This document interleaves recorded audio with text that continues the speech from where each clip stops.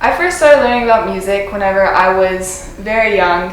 My family has always listened to music whenever we're in the car. The radio is always on. Whenever my mom's cooking dinner, she's always listening to music. So I've definitely grown up around a musical atmosphere. Whenever my mom was pregnant, my dad decided that he needed to learn a hobby since he would be sitting at home all day with her. And so he decided that he would try to pick up guitar.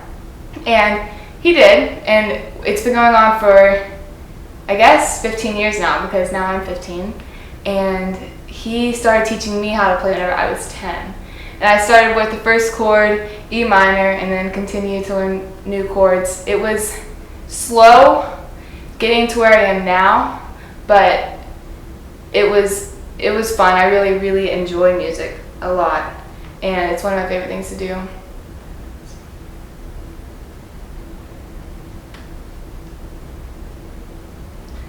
I'm not sure if I see music leading me into a possible career. I definitely enjoy it right now, and I've been playing with my church for 2 years now, which has been an awesome experience.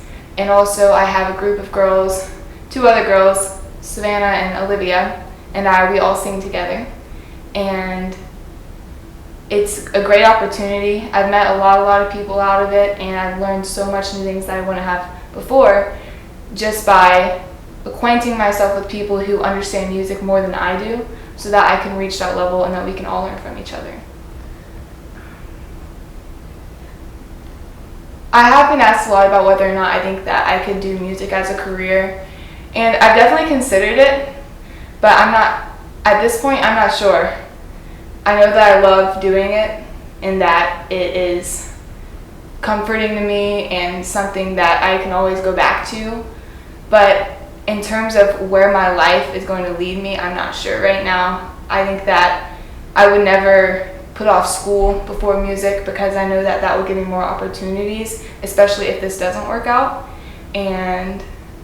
But it's an awesome opportunity and something that I could do in the future if I chose to do it.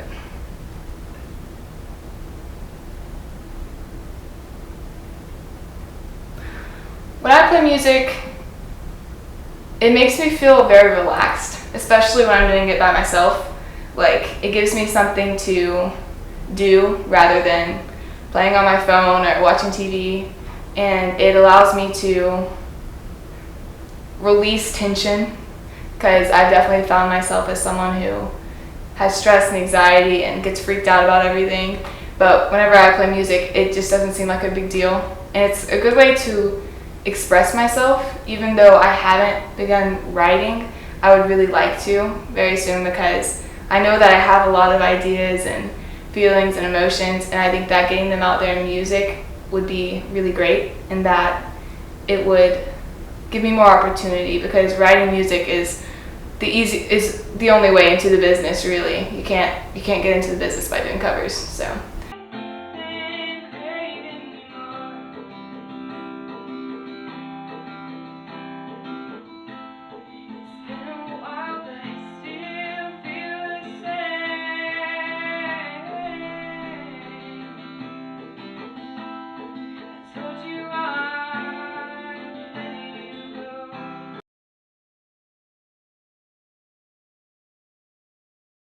So what I have today is a truck that runs 100% on an emissions-free fuel. A truck that is known to get the worst gas mileage out of any other car in its class. This is a 9T2 F250 that runs on completely waste filtered vegetable oil. I get this vegetable oil from restaurants. My mom manages a restaurant. I have a neighbor that owns several restaurants, so I have easy access to loads and loads of oil that I use as my alternative fuel. This oil comes as dirty, and I filter it in the garage.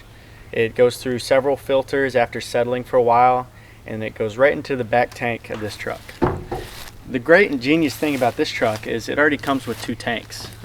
It was made back in the 90s, so they use this as more of a farm truck than anything else. So I think that's the reason why they had 2 tanks. And the ideal part about this truck is that I need to heat the fuel before it actually goes in the engine. And so what I've done is I built a heat exchanger, which is a small box that connects the coolant to the fuel, and that heats up this metal box and allows fuel to run through it and get steaming hot before it enters the engine. So after running it for a little bit, I let the diesel kick in and get the engine hot, and then I switch the tank over to vegetable oil. And there you go, it's easy as that. Better gas mileage than I've had on diesel. It's the same amount of fuel consumption, and it rides just as fine. That's really the gist of it, and it's taken me about 1.5 years now to fully grasp the simplicity of the whole project.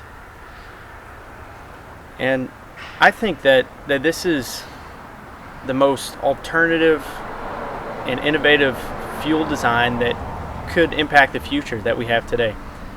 This is something that involves all of us. We all drive every single day, miles and miles as Americans, wasting way too much fuel than we need. There's so many alternatives, and this is just the hint of it all. To really gain awareness is the true purpose of my idea. In the future, I think alternative fuels will pretty much run the business of the middle class of Americans. With this, it's not something hard to do. You know, a 16-year-old kid with no mechanical experience was able to figure it out based on YouTube. Other conversions are propane with gas engines, making methane out of brewery seeds. Man, you can run cars on water, just separating the hydrogen. There's all sorts of alternatives, and this by far is the most simple and easiest. But of course, if everybody did this, then there wouldn't be any oil left from the restaurants. So it only takes a select few that are willing to get their hands dirty enough to really dig in and try as hard as they can with this. The idea of vegetable oil struck me as a young kid without a car or a license. I was 15 and I read an article online about running a truck on vegetable oil, and it just really inspired me to want to do something different than what all the other kids in my school did. And so after about 6 months of research and driving around a small little red truck for the first half year that I had my license, I decided I was going to go all in, and I convinced my dad to let me buy a 100-gallon fuel tank, and that's what I put inside the truck. And from there we went to Baker to go buy this big thing, and from there we worked it, and in the end I think this is something that will change the world.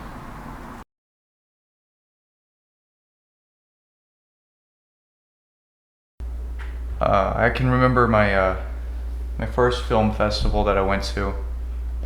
It was a Telluride Film Festival in watercolor. I remember that there was this one short film about these two guys who went up to the Arctic Circle and they just lived there for a whole year. They lived there off of like the debris that would float in from the ocean that they were next to. And as crazy as it sounds, I wanted to be there with them. I wanted to be in that movie, and I wanted to have their experiences, and I wanted to live like they did, because I mean, who wouldn't? It was the coolest thing. I think about how if I want to be a filmmaker, if I want to make movies, that I'm probably not going to be rich. I'm probably not going to make money. I'm not going to be Steven Spielberg. I'm not going to be Martin Scorsese. I'm just going to be me. And I'm going to make my movies, and I'm going to show people what I want them to see. And that's better than being rich or successful or Steven Spielberg. I think that if you want somebody to do something that you say, all you have to do is show them why they should. And that's what movies do. They teach you what to do, how to do them, and why you should do them.